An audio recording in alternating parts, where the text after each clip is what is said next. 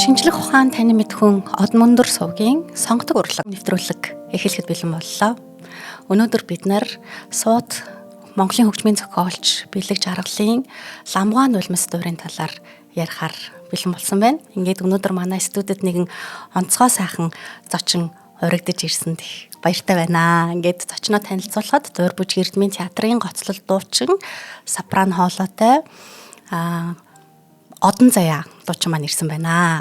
Ингээд хүрэлцэн ирсэнд урилгыг хүлээж авсанд баярлалаа. Баярлалаа. Өнөөдөр энэ сайхан нэвтрүүлэгтээ урьж оролцуулж байгаа хувьд миний хувьд бол маш их баяртай байна. Тэгээд өнөөдөр энэ Алтрын Бэлэг Жаргалгайн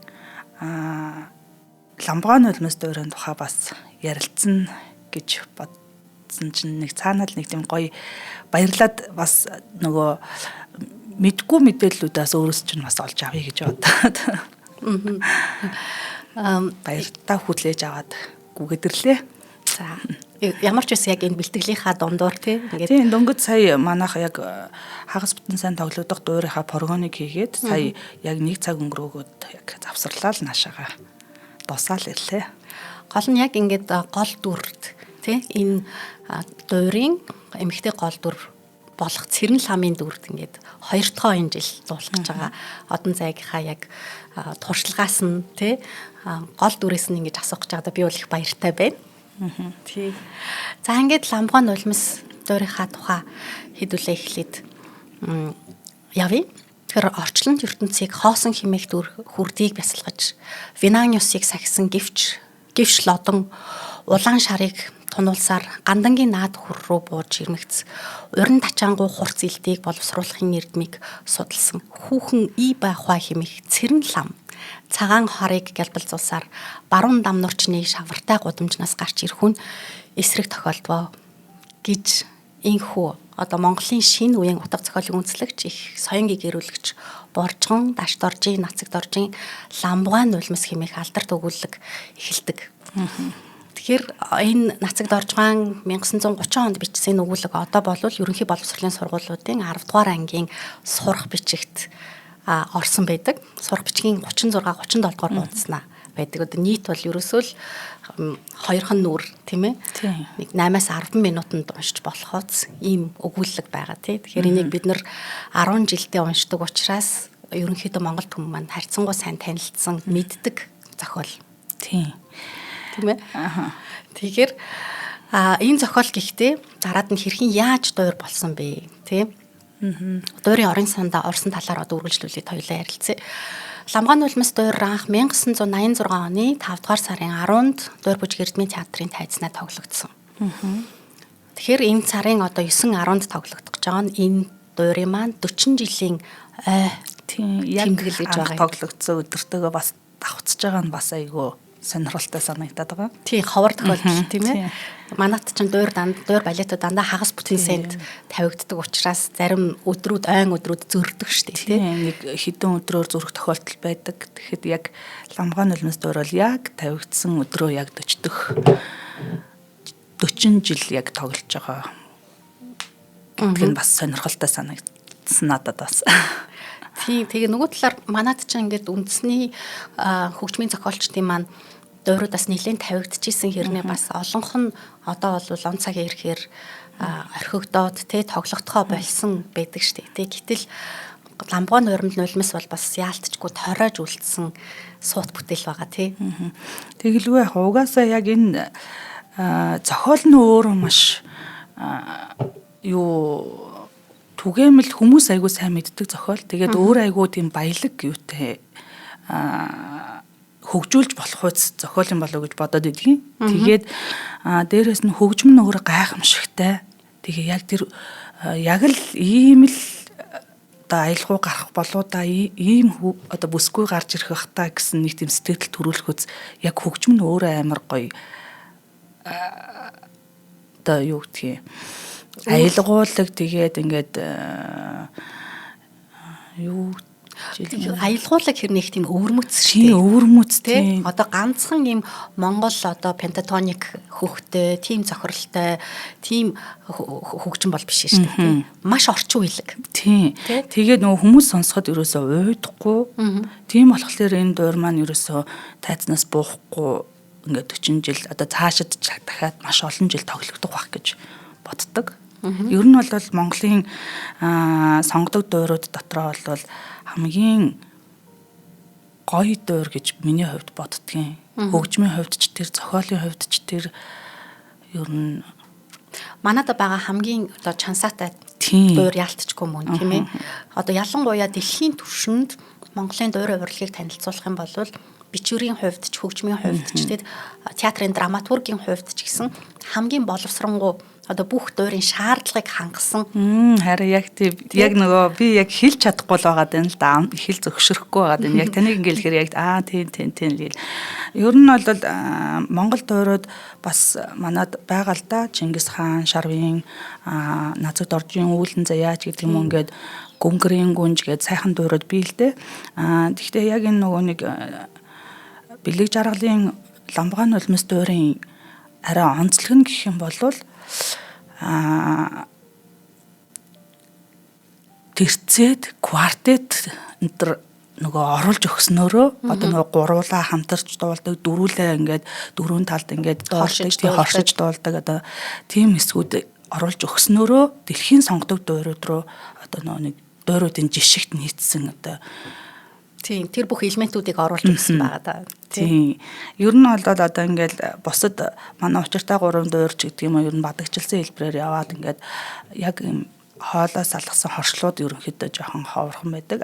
Чингис хаан дуур дээр бол дүгэт мүгэт ингээд байдаг боловч яг тэр тэрцээд квартет энэ төр бол надад байдгүй санагдаад байна. Тэгэхээр яг нөгөө миний яг дуулж исэн дуурууд Монгол дуурууд дотроос бол хамгийн одоо нөгөө баялаг бүтэцтэй дуур гэж санагдаад байдаг юм. Тийм бүтцийн хувьд тий гол нь бас симфони оркестрийн дууралтын хувьд тий хөгжмийн одоо тэр нарийн бичлэгийн хувьд бид нар яалтчгүй баялаг. Тэгсэн хэрнээ маш гоё орчин үеийн. Тэгээд тэр дундаа яг нөгөө хүрээний тэр 1930-аад оны тэр амьдралыг бүрэн дүрэн мэдрүүлж чадах үс тийм гайхалтай бичигдсэн дуур гэж боддог. Ингээд ламбгаан нулимс дуурын маань одоо Нацагт оржгаан өгүүлэлгээс сэдвлээд дуур болохдоо Бавган хавг сурангаа болохоор цомллыг нь бичсэн. Тэгээ хөгжмийн зохиолч бэлэг жаргал хөгжмийг нь бичээд удирдаач бүрэн бэх буюу одоо олонний мэддгээр нийслэл хүү тийм ээ удирдаачаар ажиллаад тэгээд анхны найруулагчаар Эрдэнэ Булгангой зураачаар Төмөр хуйгнаар анх ажиллаж тайзнаа 1986 онд тавигджээ. Тэг 5 сарын 10-нд. Тэгэхээр бэлэг жаргалгүй маань одоо энэ дуурийг анх бол оюутан байхдаа төгсөлтийнхөө ажилд зориглож одоо энэ ламбгаан нулимсын одоо 2 хуудас өгүүлэлгийг энийг би дуур болгоно гэж ингэж зориглож өөртөө бол их том зорилго тавьж энийг ингэж дуусгаж бичсэн байгаа байхгүй. 82 онд 1982 онд Свердловскийн консерваторийг төгсөхдөө энэ одоо дуурай дуусгаад тэгтээ Монгол улсад бол ирээд дуурин театрт тавихад бол 1986 онд ингээд тавьсан түүхтэй юм билээ. Одоо бас нэг онцлог гэх юм бол удирдаачаар нь хамгийн анх бүрэн бэх удирдаач одоо ажиллаж ирсэн бол одоо бүрэн бэх удирдаач яг гарынхан шав Тэлмүү очир өнөөдөр яг 40 жилийн ой дээр нь удирдах байгаа. Мөн Эрдэнэ Булган найруулагч хамгийн анхны тавилыг ингээд найруулаад тавьж ирсэн бол өнөөдөр бас Эрдэнэ Булган багшийн найруулагч одоо яг шав Баттулга гэд манай ерөнхий найруулагч бас яг энэ жүжигэн дээр ажиллаж байгаа. Тэгэхээр яг тэр хүмүүсийн залхам чалаа яг гарынх нь бэлдсэн шавнар нь өнөөдөр яг энэ жүжигийг хүлээж аваад яг 40 жилийн ойд толиулж байгаа нь бас их сонирхолтой болов гэж бодож байна. Ялангуяа одоо энэ бэлэг жаргалгаан ламбгаан нулимс дуурийг жишээлбэл гадаадад одоо манайхаас Чингис хаан дуурайг тавигдаасай тий. Тийм урилга одоо Японуудаас байсан тэргээ сонсогддог шүү дээ тий. Тэрэн шиг яг бэлэг жаргалгын энэ дуурайг гадаадд тавиасай Италид тий болвол яг дуурай их оронд нь тавихад яг бүх стандартыг нь хангацсан тэгээ маш сайн бичлэлттэй орчин үеийг дуур учраас тавиасаа гэж би боддог байхгүй юу. Тий. Тэгэхээр энэ дуур ингээд одоо Монголын үзэгчдэд хэр хүрсэн бэ? Тий. Үзэгчд хэр их одоо үздэг дуур вэ? Монголчууд маань. Яг энэ ламбгай нулимс гэл нэрийн сонсгол юм бол угаасаа бүгдээрээ яг мэддэг штэ. Тэгээд нөгөө анх одоогоо дуурд үзэж байгаа ч юм уу ингээд хүмүүс байх юм бол нэрийн сонсоод ламбгай нулимс уу уншижсэн нэг тийм зохиол байдаг те яг нэг гээд ингээд хүн болгон ингээд сэдвийг мэдээд идэг байхгүй юу. Тэгэхээр нөгөө нэг анхлан дуур үзэж байгаа хүмүүс яг нэг утгыг ингээд ойлгох юм бол ядаж дуурт ингээд ирээд үзэхээр илүү нөгөө хөгжмийн багсах ч юм уу ойлгож нөгөө нэг дуурийг яадаг. Тэгэхгүйгээр ингээд нөгөө огт мэдхгүй одоо шууд сонгодог одоо том дуурайд одоо манайхад нөгөө гранд дуурайдыг ирээд үзчихлээр нөгөө хамгийн анхны удаа үзэхээр ойлгохгүй тэгээд сонирхол нь төрөхгүй тэгээд дахиж үзэх сонирхолгүй л болчдөг л доо.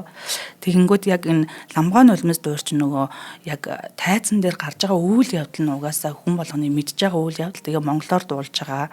Тэгээ хөгжим нь өөрөө маш сонирхолтой. Ерөөсө хүнийг уйдах зав өгөхгүй нэг тийм сайхан хөгжмөнтэй учраас хүмүүс ер нь ламгай нулимс дуур үзэх их дуртай байдаг.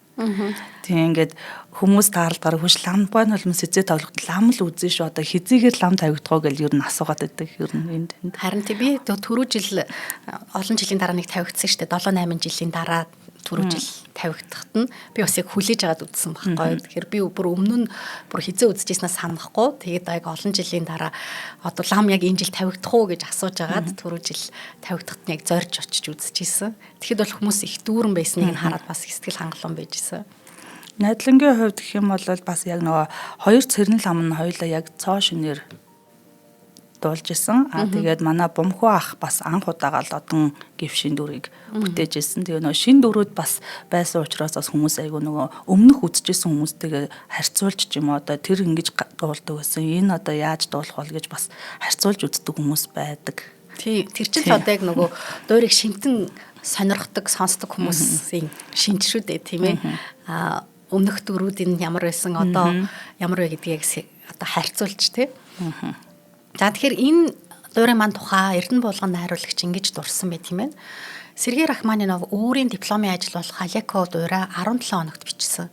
Италийн хөгжмийн зохиолч Россини Севилийн үсчин дуурай 17 хоногт мөн бичсэн байдаг. Оросын болон Италийн суутнууд ингэж бичиж байсан бол харин Монголын авьяас төгөлдөр энэ хөгжмийн зохиолч 1 сарын дотор энэ том дуурийг бичиж гаргасан. Энэ бол бүхэл бүтэн ертөнцийг дотроо агуулсан Монголын ахуй соёлын дотроо багтаасан бүтээл юм аа гэж хэлсэн байдаг юм байна. Тэгээ би түрүү нөгөө 82 онд диплом амжилтаа хамгаалаад гэсэн тэн дээр алдаатай хэлсэн байна уучлаарай. 84 онд дипломоо хамгаалаад тэгээд Монгол улсад 1986 онд тайзнаа тавигдсан ийм зохиол ийм. Тэгтээ бас сарын хугацаанд бичсэн гэхэд маш чанартай амар сайн бүтээл болсон байх шүү тий. Тэгэхээр яг хөгжим талаас нь бодохоор одоо олон улсын уралдаануудад хамгийн их одоо Монголын дуураас төлөвлөгдөж байгаа гол одоо ари чинь жишээл лодонгийн ари тий. Гол дүр лодонгийн ари. За тэгээд тэр найрал дуун дээр бас найрал дууны парт бас их чухал байдаг учраас хэцүү адармаатай учраас бас одоо шалгалтанд уралдаанд ордог гэж сонсч ирсэн тийм ээ. Миний хувьд болохоор дуурайн театрт хамгийн анх 12 онд найрал дуучнаар орж ирсэн. Тэгээд энэ дуурайн яг нөгөө нэг олонний хэсэгт яг бас дуулдаг байсан. Тэгээд ер нь айгүй хэцүү. Монгол дуурай дотроо бүр ялангуяа зөвхөн монголч гэлтгүй бас ер нь нөгөө сонгодгуудтайгаа харьцуулахад ч гэсэндээ ер нь бол хэцүүтэй ордог. Тэр оролт гаралт хэцүү. Тэгээд тэр божигнаад бүр нөгөө хоолоо ингээд 4 хоолоо салдаг шүү дээ. Ер нь бол тэгээд 4 хоолоо чинь дотроо дахиад 2 ингээд байхаар нийт 8 хоолоо ингээд дотроо 1-р сапран 2-р сапран гэдэг ингээд бүр айгүй олон салаа явцдаг. Тэгээд тийм болохоор ингээд нөгөө нэг ард артаасаа тэгээд тэд нар чинь яг зэрэг дуулахгүй шүү дээ. Ингээд нэгнийхээ ингээд нөгөө канондож явна янз бүр болно гэдэг. Тэгэхээр ер нь айгүй нэг адармаатай хэцүү яана. Тэр нь өөрөө нэг мэрэгжлийн маш өндөр түвшинд бичсэнийг илтгэж байгаа байхгүй тий. Тэгээд яг л дамын хоорын хэсэг ингээд доолно гэд хоорт байхтай байдаг байхад айдаг гэсэн. Яана одоо зөв ордог болоо буруу ордог болоо яадаг бол гэдэг ер нь их бусад дууруудаас илүү имиж айдаг байсан. Гэхдээ үзэгч нарт тийм хэцүү хүнд дуур шиг санагддаггүй шүү дээ. Үгүй урдаа сонсоход маш гоё ерөөсөө яг л нэг тийм байдаг л нэг амьдрал яг ингээл яг л кино шиг. Би бол ламыг урдаас үзээд яг кино үзэж байгаа юм шиг мэдрэмж төрөөд идэх юм. Ягаад ч юм яг нэг тийм гоё кадр солигдоод яг ингээл гэрт нь очиод кадр солигдсон гот ингээд яг юуны хүрээний годомжинд ингээд очичихсан юм шиг яг тийм мэдрэмж төрдөг байсан. Одоо бол яг өөрөө дууртанд дуулаад эхлэхлээр нөө урдаас үзэх боломжгүй болчихсон. Тэгээд өмнө нь үзэж байхад яг тийм гоё кино үзэж байгаа юм шиг яг нэг тийм гоё дээр үеийн гоё кино үзэж байгаа юм шиг л мэдрэмж төрдөг байсан. Тэгэхээр найралтуунд олонний хэсэгт байж одоо дуулж үзсэн байх нь энэ дуурайг тийм ээ. Тэгээд одоо дараад нь ингээд гоцлол дуучин болоод гол дүр Цэрэн ламын арийг дуулаад тий гол дүрт дуулж байгаа энэ одоо үйл явцаас гоё хуваалцаач. Найралтуунд дөнгөж сургуулаа төгсөөд орж ирээд дуулж байхдаа ингээл боддог байсан л да. Цэрэн ламыг хараад энэ дүрт дуулах юмсаа хизээ нэг би юм Цэрэн лам болцсон гэд дуулж авах бол гэд айгүйх мөрөөддөг байсан. Миний ер нь бол Монгол дуурайд дотроос миний мөрөөдлийн дүр байсан. Тэгээд 2016 онд би гоцлол дуучин болоод тэрнээс хойш надад одоо дуулах боломж олдохгүй ч гэдэг юм уу ингээд нөгөө бас олон жилээс тавигдахгүй байгаа гэсэн тий. Яг нөгөө ковид үеэс жоохон тэгж тасалдсан баг. Тэрнээс ер нь бол жил болгон тавигддаг л дуурайд нэг л тий. Тэгээд хүсэж агаад яг надлан яг тэр боломж нь олдоод тэгээд дуулсан. Тэгээд яг дуулж байхдаа нөгөө хүн гэхдээ ингээ нөгөө айгүй дотроо нөгөө хүсэжсэн юм айгүй төсөөлж хардаг байсан юм байлээ. За би хэрвээ Цэрэн ламд бол нэг ингэндээ ингэж алхаж гიშгэндээ гэдэг ч юм уу нэг иймэрхүү характертай байна да гэж дотроо ингээл бодож ирсэн юмнуудаа ерөнхийдөө ингээд одоо яг гаргаж дуулах гэж хичээж байгаа. Тэр Цэрэн ламын дүрийн онцлогийг хоёлаа жоохон тоддохыг үзье л да. Одоо Монголын хамгийн анхны юм эротик дүр байгаа шүү дээ тий. Энэ дуур маань өөрөө одоо Монголын хамгийн анхны эротик хэсэгтэй тий. Одоо бусад дэлхийн сонгодгуудаас бид нар харьцуулах юм бол Кармен дээр тий. Кармен маань өөрөө тийм эзэрхэг гоё гуяа гаргасан тий. Гуяа гаргасан хэсэгтэй тий. Богем дээр тий.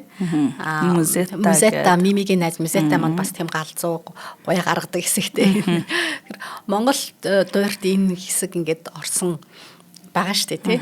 Тэгэхээр энэ одоо заахав одоо жүжигчний уран чадвар талаасаа мэдээж бас нэлийн сорилттой байх тий. Харин тий. Нөгөө бас тодорхой хэмжээний нөгөө сонгодог дуучид тэгэхээр нэг тийм сонгодог дандаа л ийм байна гэж хүмүүс бодоод идэм шиг байгаа. Дандаа гоё урт палачтайгаа тий. Тэгэл дандаа мөрөн цэг дандаа дээгүүр харсан ч гэдэг юм уу. Энэ Цэрэн ламын дүр дээр болохоор ерөнхийдөө нэг жаахан айлгуу дүү, задгай дүү байхыг жоохон шаардаад идэх юм. Тэгээд яг нөгөө хамгийн анхны 86 оны тавилтан дээр үржин гэж дуулсан байдгийн. Гэхдээ тэрийг бол үзэж байгаагүй л дээ. Тэгээд тухайн үед нөгөө ам дамжаад ингээд ирсэн ярианаас сонсоход өөрөө аягүй сайхан хүүхэн байсан гэдэг юм элэ. Яг шанц тоглодог. Тэгээд анхны тавилтан дээр яг тэр нөгөө нэг юуны цонхны цаана ингээд гараад бүх хувцаа тайлаад ингээд нүцгэн ингээд ламыг ингээд урьж дуудаад ингээд ховстоод гэдэг юм уу те. Яг тэр хэсэг нь ингээд яг харагддаг байсан гэдэг юм билээ. Тэгээд тэрнээс хойш яг ингээд зарим хүмүүс нь бас хувцаа ингээд тайлаад нүцгэлдэг. Гэхдээ тэр нь яг шууд тайдан дээр ил биш л дээ. Бас нэг юм сэтгэн юуны ардаас л та. Тэглэж нөгөө цонхны цаанаас тэгээд жоохон гэрэл өгцөн.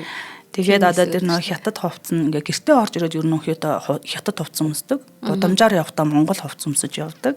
Эмэгтэй тий. Тэгээ нөө орж ирээд өмсөж байгаа тэр хятад хувцсан ингээд бүр бараг ташаа хүртлээ онгорхоо оноотой тийм. Тэгээд нөгөө тийм хувц өмсөж өглөөр чи алхаа гიშгэн хүртэл яг нэг тийм монголжуу байгаад ээж болохгүй бас нэг энэ налархаа эмэгтэйлэг болох ч юм уу бас айлгүй тийм төрх үзүүлэх шаардлагатай бол харагддаг л да. Тэг энэ болгоныг хөгжмөөр бэлэг жаргалгаа бас маш гоё Оо тодтолгож гайхамшигтай. Хөгжмийн сонсоол өөрөө хөтлөгдөөл өөрөө ирэхгүй ингээд л айлгуутаад л инээмэр санагдана. Яг энэ дээр бас нөгөө лодон маань гол дүр шүү дээ тийм ээ. Лам лодон.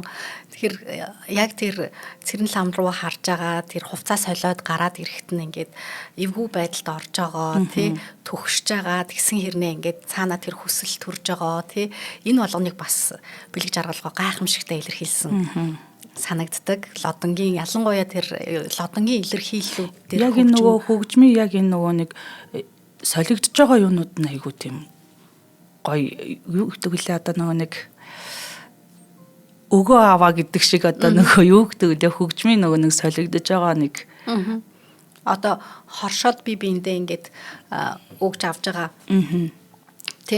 тий одоо нөгөө нэг юунаас нөгөөх рүү шилжиж байгаа шилжилт нь тий их гоё одоо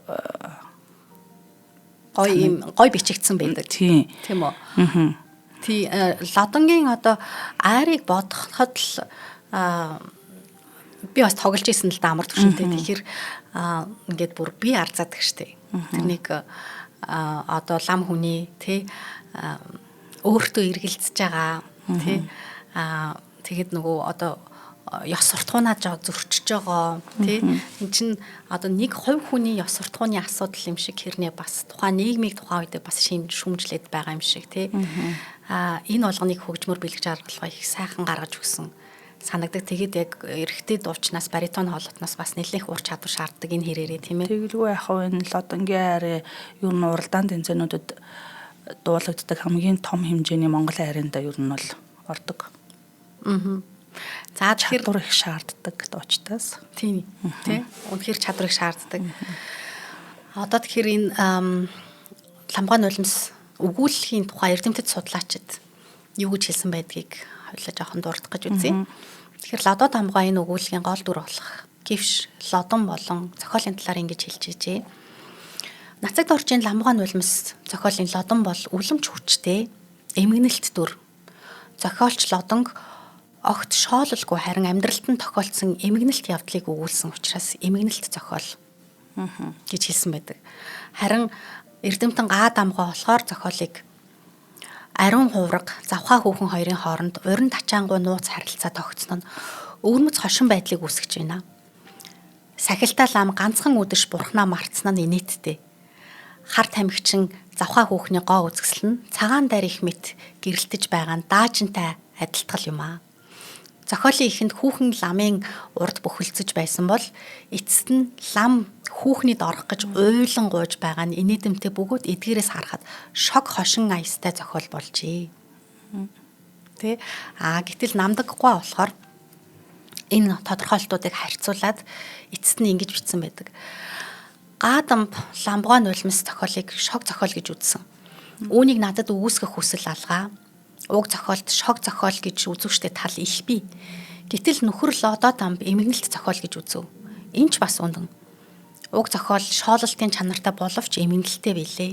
Гэтэл амьдрал бүхэл бүтэндээ эс боловч тал хувь нь эс боловч бяцхан хувь эмгэнэлтэй болж ирээд инээдэмтэй аргагүй байдаг усуу. Иймд нацагт орж үүнийг аргагүй авьяаснуудаар ажилласнаа зүү ёсоор бичсэн ажээ. Гэт энэ одоо эмгэнэлтэй мөртлөө хошин аястай энэ одоо зохиолыг ингэж тодтгсон байт юм. Тэгэхээр дуур болгохдоо энэ болгоныг лавсрангаа одоо энэ чинь хоёрхан хуудас зохиолыг 2 цагийн зохиол болгохдоо илүү яг юм театрын драматург нэмж байгаа шүү дээ. Тэ тэгэхээр өгүүлэлгэн дээр байдаггүй тэр одоо дөрүүд гарч ирдэг. Тийм ээ. Энийг одоо ялангуяа найрал дуу буюу олны хэсэг тодорхой гүйцэтгэдэг.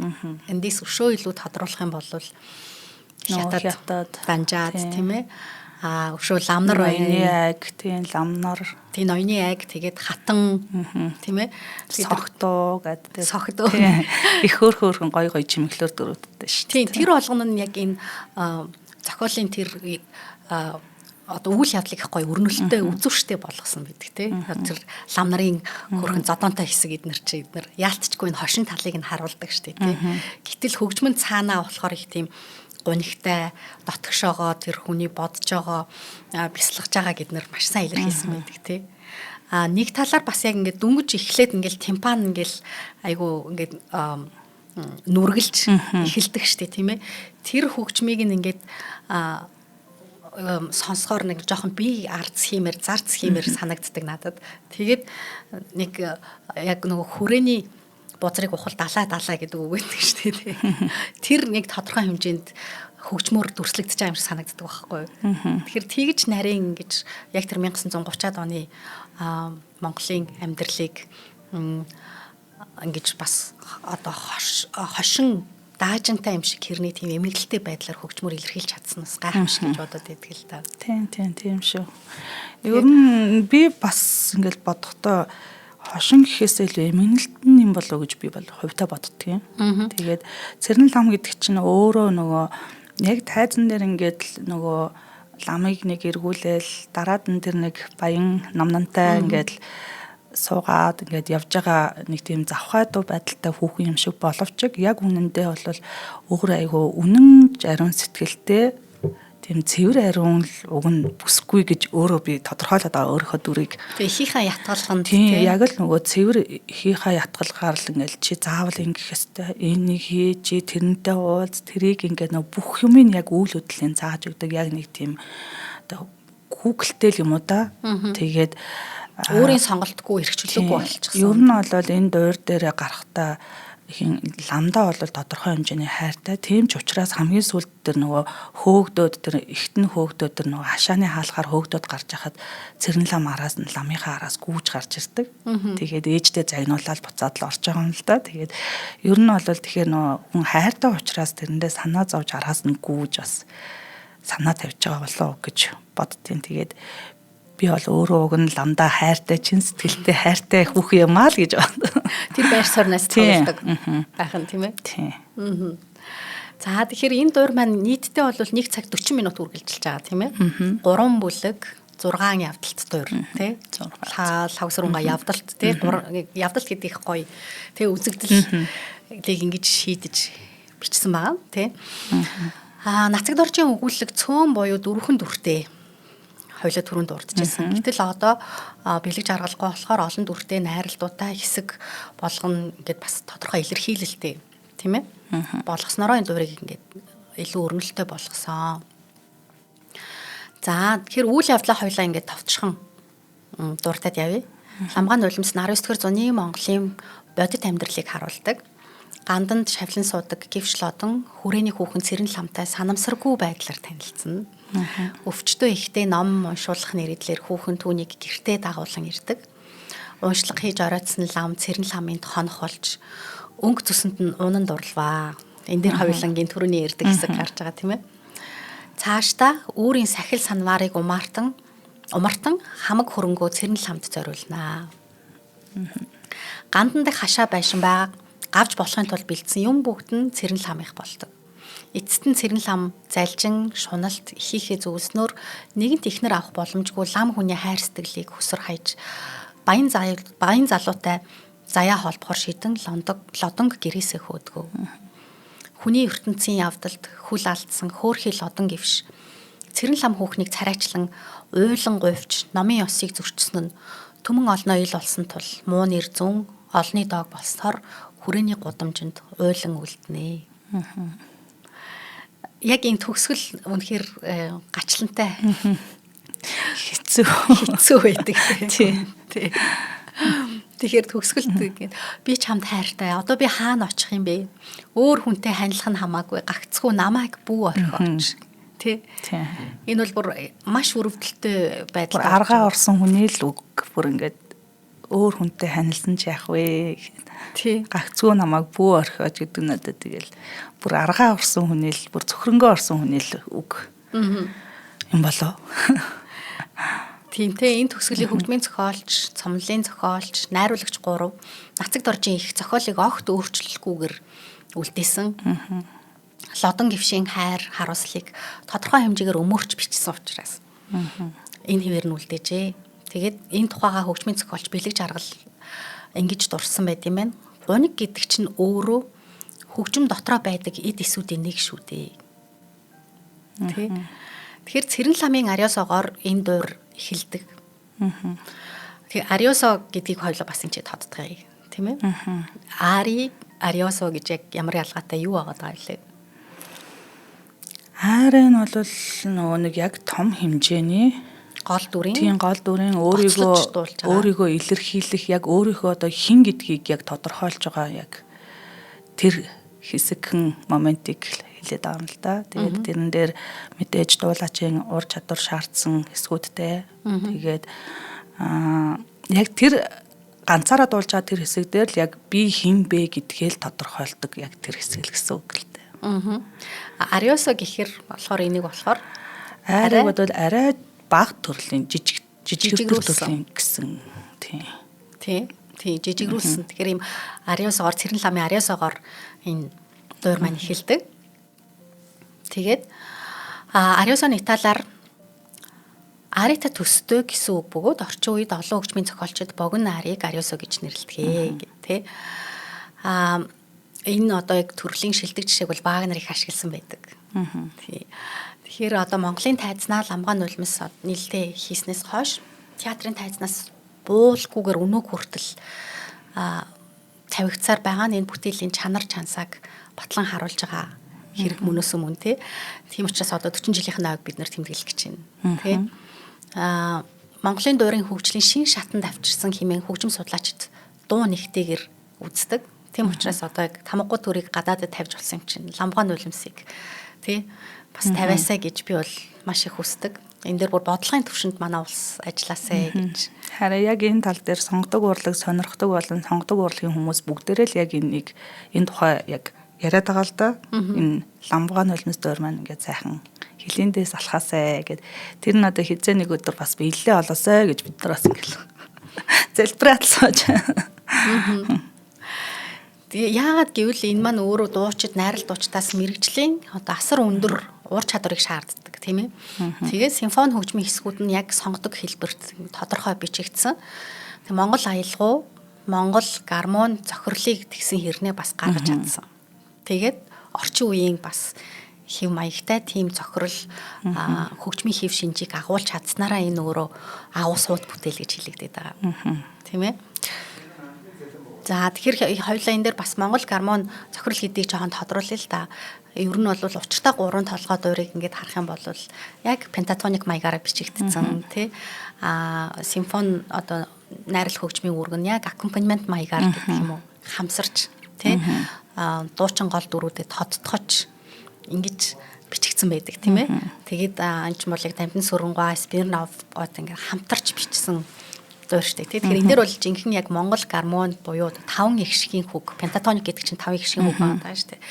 Энийг яг ингээд тодорхой харуулсан байдаг бол Бэлэг Жаргалгаа энэс илүү давсан буюу дараагийн төвшний тий одоо сонгодог бүх одоо 12 өргийн тэр бүх дууралтууд бүгдээрээ орсон байна. Тэр зохирлуудыг Монгол одоо пентатоник аялгаутай хослуулж маш гоё ингэж одоо уйж тий нааж өгсөн нь өөрөө их олон хүнд таашаалтай байдаг тий. Тэгээд дээрэс нь нөгөө нэг Бэлэг Жаргалгын Ламгаан нулимс дуур гэхээсээ илүүтэй надаас нөгөө нэг хөгжмийн яг нөгөө юу нь илүү одоо номер 1 гэдэг юм уу хөгжмийн оркестрийн гүйцэтгэж байгаа үүрэг нь бүр илүү санагдаад байдаг байхгүй юу? Ялангуяа тэр нөгөө нэг ламын зүүдний хэсэг дээр бол тэр хөгжим бүр гайхалтай үүссэн гээд бүр ингээд хажууд талаас нь үзээд байж хахад л ингээд ус арцаагаад л идэг шүү дээ. Тийм. Тэр хөгжим бол яг нөгөө би дангаараа нөгөө бие даасан яг хөгжмийн бүхэл бүтэн бараг бүтээл шахав. Тийм, концертын номер болж орохоор. Тийм, тэгээд санагддаг надад. Тэр хэсэг яалтчгүй гоё шүү. Тэгээд дээрэс нь бас их үзүүр штэ тий. Яг гэвэл тэн дээр чинь яг нөгөө зүүдний хэсэг дээр балетчид. Тийм. Гарч иж бас бүжгэлдэг штэ тий. Тэгээд надад бас их яг нөгөө хүлээж бүр тэр хэсгийг харж жагаад хүлэм үзмээр байдаг хэсгэн тэр нөгөө лам солигдож байгаа штэ тий. Бүжигчэнтэйгээ тэрнийг бүр яг ингээд яг бүр ингэж анаж барьж авч үзмээр санагдаад байна тэр хэсгийг нь. Ер нь тэр үзэгдэл бүхэлдээ ер нь тэр дуурай хамгийн гоё хэсэг гэж би боддог. Энд чинь яг дуурай маань яг аль дөрөвдүгээр үзэгдэл. үзэгдэл манай яг лодон яг нөгөө нэг айрыгаа дуулдаг. Тэр айрын дээр яг нөгөө бүхэл нөгөө амьдралынхаа одоо зөрчилдөж байгаа бүхэл зүйлүүдийг яг дурддаг шүү дээ. Айрын чинь өөрөө яг нөгөө өөрийгөө тодорхойлж байгаа яг тэр чухал хэсэг гэж хэлсэн шүү дээ. Тэгээ яг тэр айрын явдаг. Тэгээ тэрний ард дээр нь ингээ нөө яг зүүдэлдэг л дээ. Зүүдэндээ нөгөө нэг ламнар нь тэнгэрээс одоо нөгөө нэг лүд гэдэг лөө тэ нөгөө нэг лүд гэдэг одоо нөгөө нэг шийтгдэг одоо нэг тийм юу буулгах гэдэг шүү дээ. Угаасаа нөгөө болохгүй гэдэг өөрийнхөө ёс суртахууны зөрчилтэй. Тий одоо нөгөө нэг буруу зүйл хийсэн учраас нөгөө шийтгэл авж ийна л гэсэн үг л юм шиг байгаа юм л да. Тэр нөгөө лүднүүд гарч ирээд нөгөө нэг хайр найргүй ламын чинь цохиодл балбаад л хоолойг нь боогоод нөгөө тэгээ хамгийн сүлд нь хоёр том бурхан гарч ирээд л хоёр талаас нь нөгөө хиний чинь лодонгийн чинь цээрлүүлж байгаа тэгэд зүүдлээд сэрдэг. Тэр хэсэг нэрээ хөгжим үнэхээр гайхамшигтай надад бол бүр амар гоё хөгжим. Хөгжмөөс гадна тэнд ч бас гоё гэрлийн тоглолт явагдав. Тийм. Одоо нөгөө яг л нөгөө цэвэр тайзны тийм тайзны бүхэл юмнууд хөдлөөд ингээд одоо тайзан дээр байгаа бүх зүйл хөдөлгөөнтэй болчтой. Хайдлын нөгөө арын нөгөө одоо юу гэдэг лээ бүхэл юм л хөдлөөд. Тийм нэр артлын одоо хөшиг гэдэг юм уу тийм. Хөшиг одоо тэрийг одоо юу гэх юм болоо тийм тавилт эднэ бас хөдлөөд. Тийм нэр хамгийн сонирхолтой хэсэг тэр юм биш үү. Тэгээд босч ирээд нөгөө алдар дарыгаа дуулдаг штеп тийм ээ. Тэгэхээр чин ялтчгүй чухал хэсэг байгаад байгаа тий. За тэгэхээр Гим ном 2 нэг л өдөр харгалдахыг мдээгүй явсан хорвоо гэж лодон маань аригаараа тооцтгож дуулдаг тийм ээ. За хоёулаа тэгэхээр лодон Цэрэн лам хоёрын хоршил дууны онцлогоос тодруулбал эсвэл одоо Цэрэн лам намнан хоёрын гэдэг юм уу тий. Нөгөө талаар бас яг дуучныхаа үдээс гоцолж байгаа дөрүүд маань солигдож байгаа шүү дээ тий. Одоо маргааш энэ 7 хоногт дуулах бомхүүтэй одоо гоцолж байгаа онцлогч байдаг юм уу те. Тэр талаараа ерөн дөрүүдийнхаа бас онцлогуудаас дурдвал миний хувьд бол энэ удаа цоошин составтаа дуулгаж байгаа. Нодлон болвол яг ингээд лодон маань Отхон бат байсан, их маань Даримаа ихч гэдэг ч юм уу. Миний одоо намнан гийн дүрд шижир болд ингээ хамтарч бид нар ингээ дуулж исэн бол энэ удаад яг бүр бүгд надаас бусд нь өөр хүмүүс. Тэгээд яг энэ удаад анх удаага бомхүү ахтаага ламгон нулимс дурд дуулгаж байна. Тэгээд ихэд инхмад болж байгаа. Намнанд болохоор даваад орчтой хамт бид нар нэг состав болоод болж байгаа. Тэгэхээр миний хувьд бол цоошин составтай дуулгаж байна. Магадгүй яг ингээд яг л дуулж байгаа юм ал хийж байгаа юм шиг боловч хүн ингээд солигдох тоолонд ингээд бид нөгөө нэг нэгнтэйгээ бас ингээд нөгөө ойлголцох бас нөгөө нэг нэгний мэдрэх гэдэг бас чухал байдаг учраас миний хувьд бас л анх удаага л дуулж байгаа юм шиг сэтгэл төрж байгаа, мэдрэмж төрж байгаа. Тэгээд энэ Цэрэн лам чинь ингээд эхлээд гарч ирэхдээ л яг нөгөө зөвхрөнгөө бараал гарч ирдэг штэ. Тэгээ яг тэр нөгөө нэг лодонтой дүвэтэн дээр яг өөрийнх нь цаашид байх дүр нь гарч ирдэг хэсэг гэж ойлгодог. Тэр болтол дандаа нөгөө нэг зөвхрөнгөө барсан, гуйж говьшсан, нэг бөгжөө зарах гэсэн тэ надад туслаач гэд хүн болгоноос царай алдсан, очоод тогшсон хаалга болгоно өөдөөс нь шууд хаагддаг. Тэгэд надад одоо ингээд нөгөө онгой хаалга байхгүй, туслах хин чалга гэд нөгөө аргаа орцсон явж байхдаа лодон ламтанд гэвштэй таардаг. Тэгээд нөгөөх нь бас өрөвдөөд гэрт нь очиод ингээд ээжийг нь эдгээгээд ингээд тэгээд яг тэр үед л үүлээ дагаад хур буун, үйлээ дагаад алгамд буунаа гэд Цэрэн лам хэлдэг. Яг энэ мөчөөс эхлээд за одоо лам нэгэнт минийх боллоо. Ингээд та миний хатганд орлоо гэсэн утгатай. Тэгээд тэрнээс хойш юу нэгэд яг нөгөө түрүүний хэлээд байсан цэрэн лам маань гарч ирнэ. Тэрнээс өмнө бол дандаа гуйж говьшсан. Тий яг Сүвдэж мөрөгсөн. их өрөвдөлтөй байдлаар гарч ирдэг шүү дээ. Тэгээ энэ дуэтнийх нь яг шүлэг нь өөр нөгөө яран нарг нь их айхтар хөвгтэй юм бэлээ. Тохоо үед бид нар нэг анзаарахгүй ингээд л дуулаад сураал ингээд яд юм лээ. Дараа нь ингээд яг уншаад үзэхлээр ер нь их хурц хөвгтэй. Тийм юу дуэт байдаг. Тэгээд нэг талд нь ламыг урхитах яг хамгийн анхны алхам нь яг энэ дүгээд байдаг байхгүй. Тэгээд зүрхээ улаан цэцгэнд нь зүгээ болоод ирвэхээ халираад ирнэ. Зүрхний толтон гүнд нь чимэн болоод дүрээрээ уяраад ирнэ гэд нөгөө ламаа ингээд ховсдож байгаа. Тэр үед лам ингээд яг ийм айгуу гой аялгуулагдуулж чад лам тэнч бурхан минь өршөө умааны бадмих уншаад л хаждаг тий. Манай уншаад хэлдэг. Яг энэ хэлж байгаа юугаа хин намнантай дүүтэн дээр бас дуулдаг л да. Яг л нөгөө эрэгтэй хүнийг урхитж байгаа яг нөгөө арга нь нэг л юм байна л та. Тэгээ яг тэрнгээрээ яхад ламаасаа эсрэгээрээ намнан болвол маш аз жаргалтайгаар тэрний хөгжим нарай нөгөө нэг юм хөгжингүй. Эхний удаад бол лам яах гээд байгаа нь ойлгомжгүй байгаад байгаа шүү дээ. Нөгөө яг цэрэн ламын ятгалханд орох уугүй юу гэдг нь ойлгомжгүй бас нэг жоохон юм тий уянгалагдуу байгаад байгаа. Намуханд тий яг төгсгөлийн тэр намнантай дөөдөн дээр болохоор хөгжим нь илүү баялаг болоод илүү жоохон нөгөө нэг темп нэмэгдээд ингээд нөгөө угаасаа ойлгомжтой тэр хоёр бие биендээ дурлсан хайртай гэдэг одоо юу явж байгаа болохоор онл явж байгаа болохоор юм болоо. Тэрнгээрээ хөгжим нь арай жоохон ондоо байд юм байна л гэж бодогдож байна. За тэгэхээр энэ амттай дуурд гоё мөрөөдөөд тий дурлж исэн дүрдээ тоглож байгаа. Ингээ хоёр дахь удаа гарах гэж байгаа. Одон цайдаа амжилт хүсье. Тий.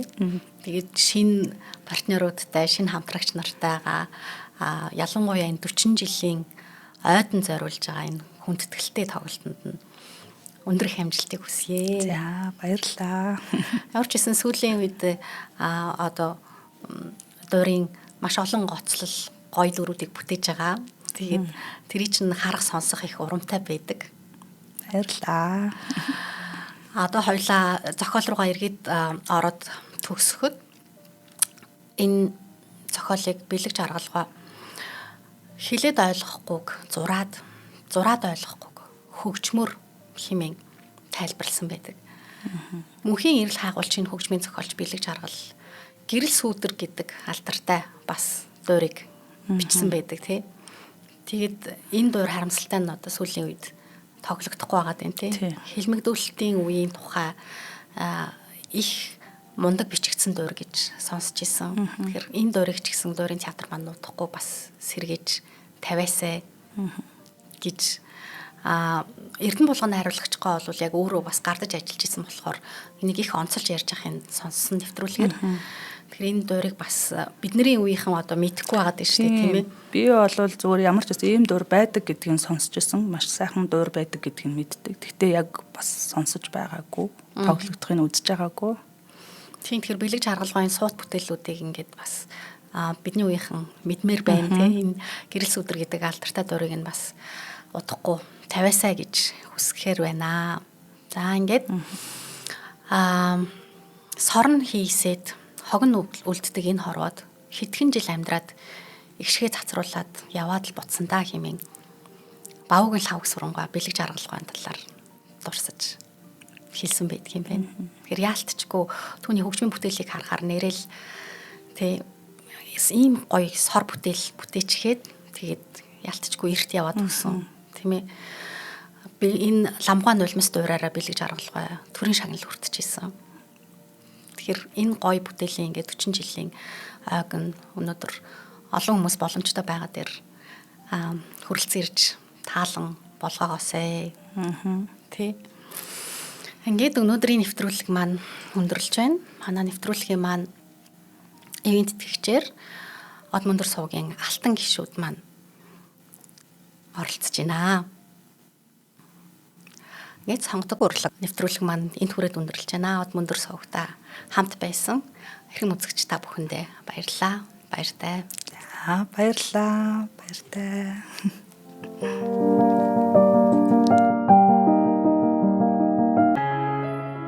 Нэвтрүүлгийг хүлээн авсан Нарны аймгийн монголчуудтай баярлалаа.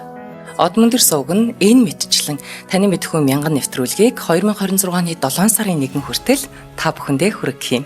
Их хэлээрээ шинжлэх ухаан танин мэдхүйг түгээхийн үлсэд нэгтгэх хүсвэл та бидэнд хандив өгөх боломжтой. Жилдээ ганцхан удаа 100,000 төгрөгөөр биднийг дэмжснээр шинжлэх ухаан танин мэдхүйг түгээх энэ үйл хэрэг амжилттай үргэлжлэх юм. Од мөндөр нэр дээрх Худалдаа агшлын банкны дансага 4191 Тэг 4518. Та 100,000 төгрөгөөр шилжүүлэхдээ гүйлгээний утга дээр нь өөрийн нэр болон утасны дугаараа заавал бичээрэй. 100,000 төгрөг хандалснаар Од мөндөр сувгийн алтан гишүүн болох юм а. Шинжлэх ухаан танин мэдхгүй Монголд ялах болтугай.